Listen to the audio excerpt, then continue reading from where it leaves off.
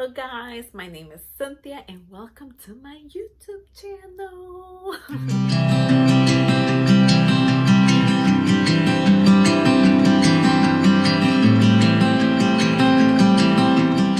Okay, first I want to say that I am not a licensed therapist and my content it is not used for a substitute for professional advice. So if you do have any type of questions or something is going on, please call 911 or seek professional advice. I am just speaking from experience and the things that I've been through and the things that I've educated myself on throughout my whole journey. Okay, so this whole segment is going to be about narcissistic abuse. I've never really heard about narcissistic abuse or narcissism or narcissistic person until about 3 years ago, or 3.5 years ago, right when I finished one of my last relationships, and I was so confused and I was like, what is going on? Like, I was not understanding of what in the world was happening. I felt like everything just went so fast and I was like questioning my reality and even my existence. That's how bad narcissistic abuse is. It was just a very bad time of my life. So I started to do a lot of research and I was going to therapy, which made me understand a lot more of everything that I had just went through and what I was going through at that moment after the narcissistic abuse. Some of you may ask, what's a narcissistic personality disorder? The symptoms are when they're like, so they lack of empathy towards other. They put themselves first. Their ego is so high up that it is even unrealistic to even have your ego that big. And they have this big sense of like excessive admiration. They need that. Like, they cannot go on if they don't have that. So that is some of the symptoms of a narcissistic personality disorder. So when you fall in love with somebody who has a narcissistic personality disorder, there's basically three main stages. There's more, but I'm gonna cover the three main ones, which is love bombing, devaluation, and then the third one is rejection. So let's cover love bombing. Love bombing is when you meet them and then within like the first 2 or 3 weeks, they're like overly obsessed with you. They idolize you to the point that you're just so perfect, and none of us is perfect, but in their eyes, you're just so perfect to them and you're just gonna be it for them. So they will start complimenting like, you're the best thing that's ever happened to me, but I just met you like 2 weeks ago, and then they'll be like, oh, I could see a future with you. I could see you being my wife. I could see you doing all this stuff for me. And if you really listen, it turns all around them. They could also give you extravagant gifts and you feel so loved. They could even tell you, I love you within the first week or 2 weeks of you meeting them. They start saying like, they bring out this whole future and make you feel like, oh my gosh, like I'm gonna be in the future with them. But eventually they're gonna want something back. So they're giving you all this love like so fast, and you're gonna feel a little like overwhelmed with it. But eventually they're gonna want something back. And as soon as you do not give them back, or as soon as you say no to something, or as soon as you start putting boundaries up, that is when the cycle starts. That is when they start getting mad. That's when they start getting abusive towards you. Maybe not like right away, like but you will see a little pullback. And once you start seeing the little pullback, that's the evaluation. So that's when the second stage comes. Now let me pause this for 1 second. Love bombing can last a very long time. It lasts as long as until they feel like they have hooked you in. So if they're love bombing you and you're still not hooked in and you still kind of they're gonna keep doing it. They're gonna keep doing it. They're gonna keep doing it, and then eventually, finally, you're gonna fall for it because it's there. And once you fall for that love bombing, that's when that devaluation starts. On the devaluation stage, that is when their true self starts showing up. And that's when you start getting confused, is because that's when they're going to start slipping in the abuse, the little insults, the little pushback, and you're going to be kind of confused. But they're not going to do it right away, just everything. It's going to start slowly. At first, it's going to be in that gray area that like, I could push this criticism to the side, you know, it's whatever. But then eventually it starts going higher and higher. And next thing you know, it becomes into an emotional abuse, emotional and mental abuse. So a little example of how it could look like. So in the love bombing stage, they could be texting you, good morning, beautiful, how are you? And all this beautiful good mornings, right? And let's say once they feel like you're hooked, now comes the devaluation stage. So once the devaluation comes, they were like, hey, good morning. And you're like, okay, what happened to the beautiful? And not that you expected, but it's you got used to it. That's not usually how they speak. So in the beginning, you start thinking like, oh, maybe you're just having a bad day, or they just text you GM, and you're like, okay, that's just weird. You used to text me, good morning, how are you? So that's when you start expressing yourself. That's when you be like, hey babe, like, or hey whoever, like, you used to text me like, hey beautiful and stuff. You kind of stopped, like, is everything okay? Are we okay? And that's what we're like, they'll just completely change. And they'll be like, dang, why are you so clingy? Are you serious? Are you really getting mad over that? And you're like, no, I'm not getting mad. You could be having a rational conversation. And you're like, okay, I'm not really getting mad. I'm just asking like what's going on, because like for like, let's say 7 months, you've been saying good morning, beautiful, and this, and now you just changed. So I just want to make sure we're okay. And it's like, dang, I never did that. And that's when you start, that's when the gaslighting comes. And this is when they start introducing the gaslighting. So gaslighting is when they make you question your reality. So in that stage, it's like they tell you, no, I never said that. You're just imagining things. And you could pull up the text message and you could be like, it says it right here. You did it for 7 months. They could still look at you and be like, nah, you just put that there. That never happened. And then eventually it starts changing with all different type of scenarios around your whole relationship. And that's when you start questioning your reality. You start questioning yourself, because gaslighting is a form of manipulation. So once they manipulate you and start seeing that they can manipulate you by gaslighting you, it starts getting worse. Okay, so now the third stage is rejection. This is when your narcissist completely lost interest in you whatsoever, because you're not this perfect girl, right?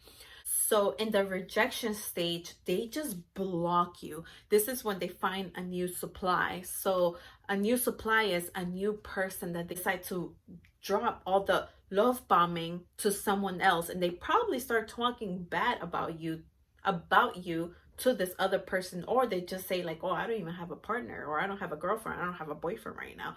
This is when the rejection starts. So now let's go back to the text message example. So now after the devaluation stage, right, that's what you have. So now the rejection. So now instead of even getting GM, you don't get anything at all. Now you don't even get a good morning or a hey or what's up, dude. Nothing, like nothing at all. So that's when you start questioning like, what is going on? That's when you start texting like, hey, what's going on? Blah, blah, blah. And then you don't get anything back, or they just start being rude to you. They start saying you're clingy, you're annoying them, they just need space.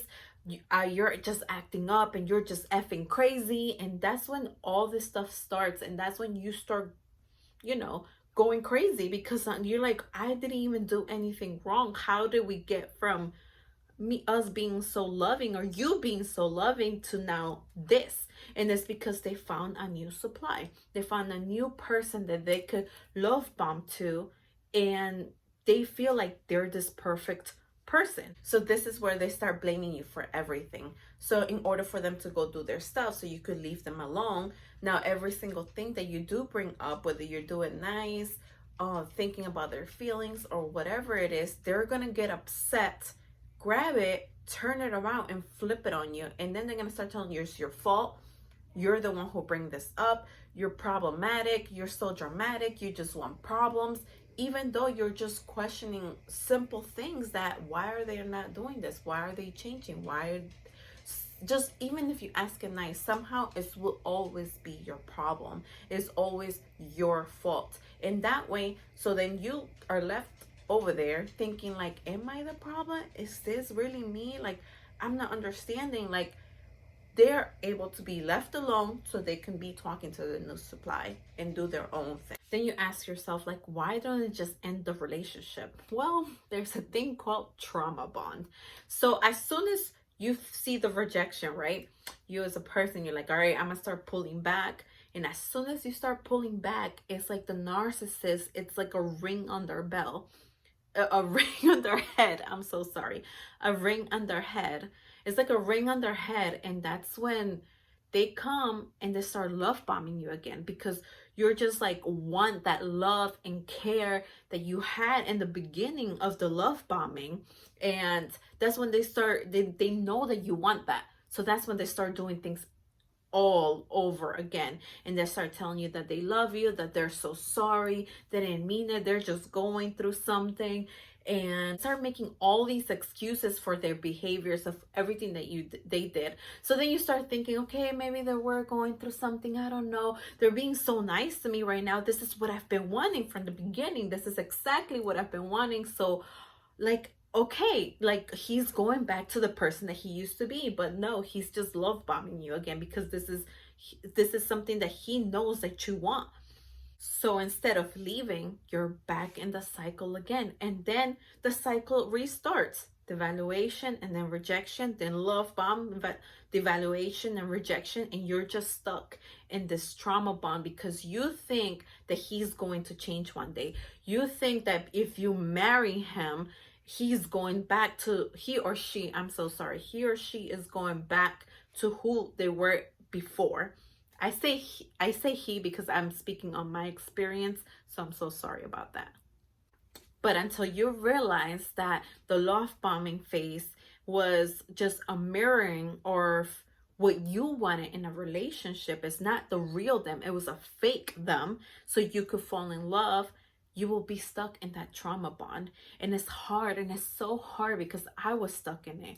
And it's hard to pull away. It's hard to see because you see them, you remember them as how they were in the beginning. You're like, yes, this person is going to be able to change.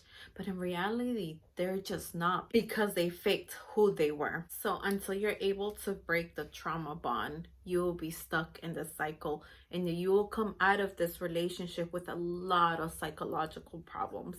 You could come out with a CPTSD, anxiety, nightmare. It just, the like self-worth is all the way to the floor.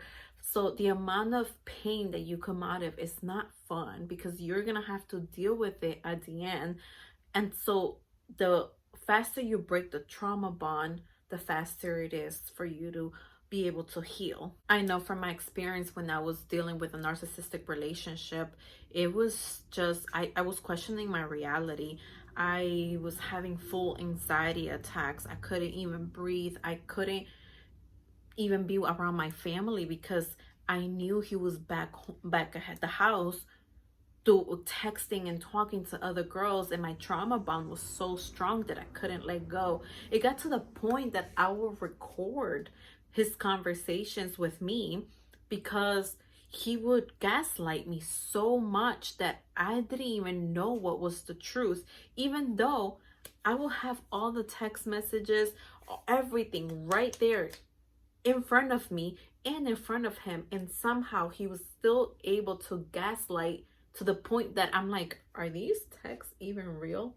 I know how this sounds. This sounds crazy, but it's true. It makes you question your whole reality and existence, and it's horrible. And when I would send these messages, these videos to my friends, these recordings to my friends, they were like, dude, like, what are you doing? Why are you even putting yourself in this, you know? And I had to take the responsibility to be able to move on, because I seen what he was doing. I seen the pain that he was causing me. I seen the gaslighting, but it was the trauma bond, or the thought of how he was in the beginning, that I'm like, maybe he could change. If I give him one more chance, he can change. But at the end, I came out very damaged. I came out in so much pain.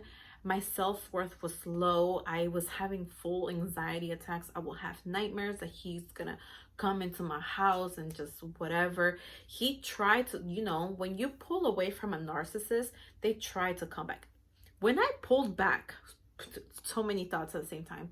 Anyways, but when I pulled back, he was like, this is how bad he gaslighted me. Like, when I pulled back, he was like, I bought you a ring. And I was like, a ring? Like a wedding ring? And he was like, yes, I bought you like an engagement ring. And I was like, okay, where is it? And he was like, it's still at the store. And I'm like, if you bought it, why is it still at the store?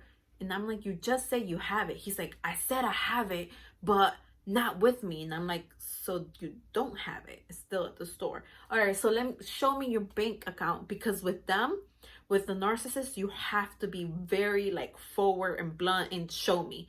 So I'm like, show me your bank account and let me see. He's like, I bought it cash. And I'm like, so you bought something cash, fully paid, but it's not with you. Why? And he's like, oh, because, and then he started to stutter and he couldn't even think. And I was like, you know what? This is just not it.